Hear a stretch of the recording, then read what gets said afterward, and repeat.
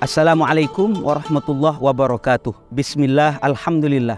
Wassalatu wassalamu ala rasulillah Sayyidina Muhammad ibn Abdillahi wa ala alihi wa ashabihi wa man tabi'ahu wa wala amma ba'du. Para jemaah sekalian, pemirsa dimanapun saja berada, alhamdulillah kita bersyukur kepada Allah. Hari ini kita bersama-sama memasuki bulan Ramadan. Dan di hari yang pertama ini Al-Fakir Kiai Misbah ingin berbagi ilmu, berbagi cerita, ya. Bagaimana Al-Quran, bagaimana kisah para nabi, sehingga kita akan mendapatkan ilmu, sehingga kita bersama-sama akan mantap menjalani kehidupan dan makin mantap kita dalam berjuang.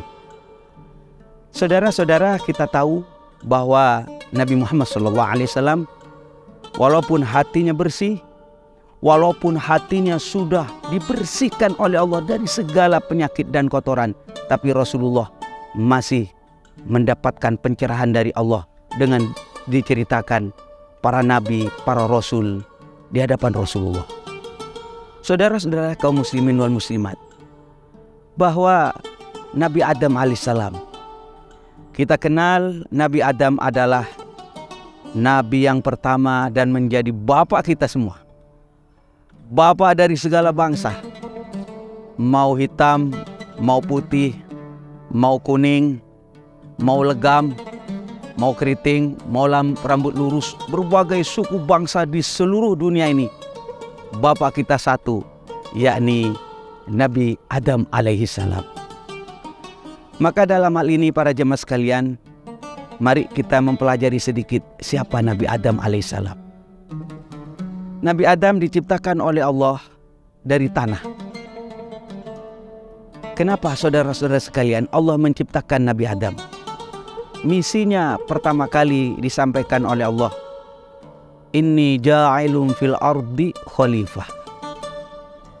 Aku akan menjadikan di bumi ini seorang khalifah. Apa khalifah itu? Yakni orang yang menjalankan aturan Allah, orang yang menjalankan syariat Allah di muka bumi ini. Aku akan menjadikan khalifah di muka bumi ini, katanya Allah. Yang kemudian disebut namanya adalah Nabi Adam. Disampaikan kepada para malaikat makhluk yang ada pada waktu itu. Diceritakan profil Nabi Adam seperti ini. Yakni nanti akan punya keturunan, dan keturunannya itu ada yang baik, ada yang tidak baik. Ada juga yang suka merusak. Ada juga yang berperang, bunuh-bunuhan, pertumpahan darah satu dengan yang lain. Diceritakan oleh Allah Subhanahu wa Ta'ala kepada para malaikat saat itu. Akhirnya para malaikat, para jemaah sekalian menyampaikan kepada Allah. Ya, kalau bahasa sekarang mungkin protes. Ataja'alu fiha may yufsidu fiha wa yasfikud dima. Apakah engkau akan menjadikan Nabi Adam, di mana Nabi Adam itu dan anak turunnya akan merusak bumi, merusak tatanan alam semesta, wa yasfikud dima, dan mereka akan membuat kerusakan di alam semesta ini, dan mereka akan melakukan pembunuhan, peperangan satu dengan yang lain. Itu saudara-saudara sekalian yang disampaikan oleh para malaikat. Tapi kemudian Allah Subhanahu wa Ta'ala menyampaikan, Inni a'lamu ma la ta'lamun. Malaikat diam. Aku yang lebih mengetahui apa yang kamu tidak ketahui. Udahlah diam. Ada hikmah di dalamnya. Ada hikmah yang bisa kita ambil. Mengapa Nabi Adam yang ditunjuk oleh Allah sebagai khalifah fil ardh? Memang saudara-saudara sekalian, awal-awalnya Allah Subhanahu wa Ta'ala menawarkan kepada gunung, kepada lautan, kepada langit, kepada makhluk-makhluk Allah yang lain. Mereka tidak mampu, mereka tidak mau karena terasa berat nanti. Tapi ternyata wa hamalahal insan, kemudian manusia justru mengajukan diri untuk siap menerima amanah. Singkat cerita para jemaah sekalian, Nabi Adam alaihissalam kemudian oleh Allah ditampakkan kepada malaikat. Ini Nabi Adam. Kemudian Allah Subhanahu wa taala menyampaikan kepada para malaikat dan makhluk Allah yang lain termasuk iblis saat itu. Wa idz qulna lil malaikati isjudu li adama fasajadu illa iblis. Wa idz qulna, dan ingatlah pada saat itu katanya Allah, aku berkata kepada para malaikat semuanya saat itu, para malaikat, usjudu, sujudlah kamu, hormatlah kamu, maksudnya li adama, kepada Nabi Adam. Fasajadu, kemudian pada sujud. Para malaikat sujud dalam pengertian hormat kepada Nabi Adam. Kecuali yang tidak mau sujud, yang tidak mau hormat saat itu adalah iblis. Iblis tidak mau menghormat kepada Nabi Adam. Aba wastakbarah, moh dia, sombong dia, merasa suci, merasa lebih hebat, merasa lebih bersih daripada Nabi Adam. Bahkan dia mengatakan, khalaqatani min nar wa khalaqatahu min tin. Apa itu? Adam itu kan diciptakan dari tanah, aku diciptakan dari api. Ya lebih baik saya lah. Ana khairu minhu. Aku lebih baik daripada Nabi Adam. Enggak mau, saudara. Iblis enggak mau sujud kepada Nabi Adam. Sombong, iya. Merasa lebih baik, iya. Ini kesalahannya sebenarnya fatal. Dua-duanya salah, itu iblis. Mengapa saya katakan salah? Yang pertama, dia mengatakan ana khairum minhu. Aku lebih baik daripada Adam. Kenapa? Karena Adam dari tanah, aku dari api. Kalau kita berbicara zat, ya ini benda yang bernama api dan tanah itu kalau diadu lebih baik mana, ya jelas lebih baik tanah. Iblis salah lagi. Belum lagi dia sombong, merasa lebih hebat daripada Nabi Adam. Salah lagi. Dasar memang sudah salah semua, itu iblis. Tapi saudara-saudara sekalian, karena kesombongannya itulah kemudian iblis nyungsep akhir hidupnya. Iblis itu direndahkan oleh Allah di dalam perjalanan hidupnya ila yaumil qiyamah, sampai hari kiamat. Dan dia termasuk orang kafir. Saudara, kalau kita perhatikan, mengapa Nabi Adam alaihissalam sampai begitu dimuliakan oleh Allah?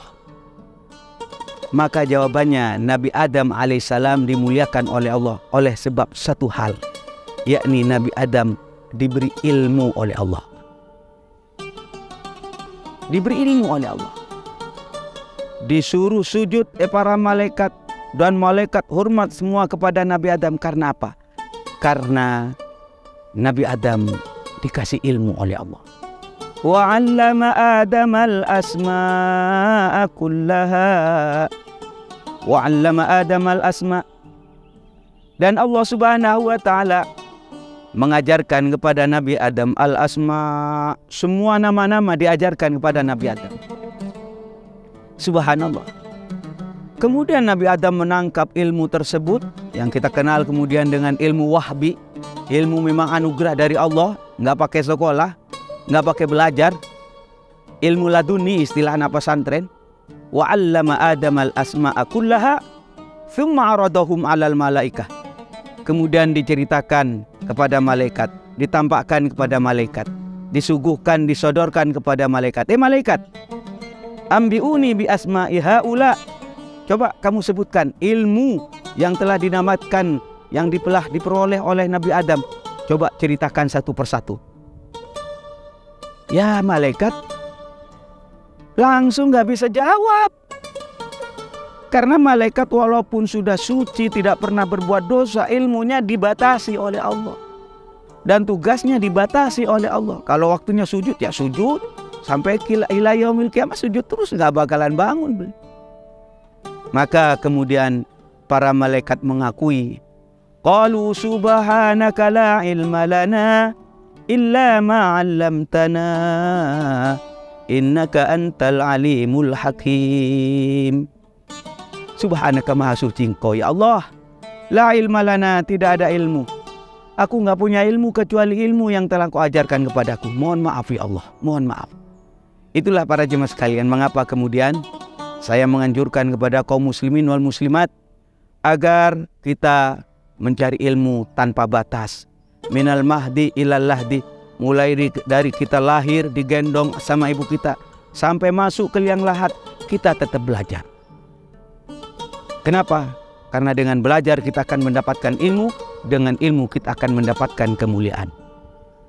Tetapi saudara-saudara sekalian, kalau manusia seperti yang saya ceritakan bisa mulia oleh sebab ilmu, tapi manusia juga bisa lebih jahat daripada binatang.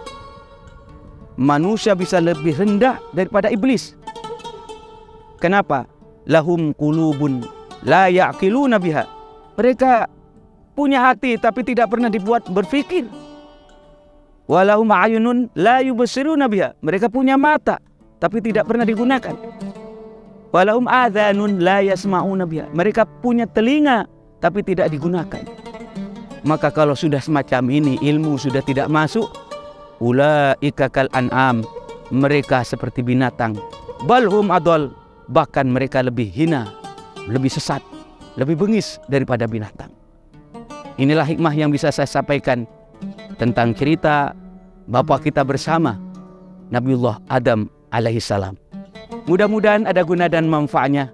Hadanallahu wa iyyakum jami'an, wallahul muwaffiq ila aqwamit thoriq. Wassalamualaikum warahmatullahi wabarakatuh.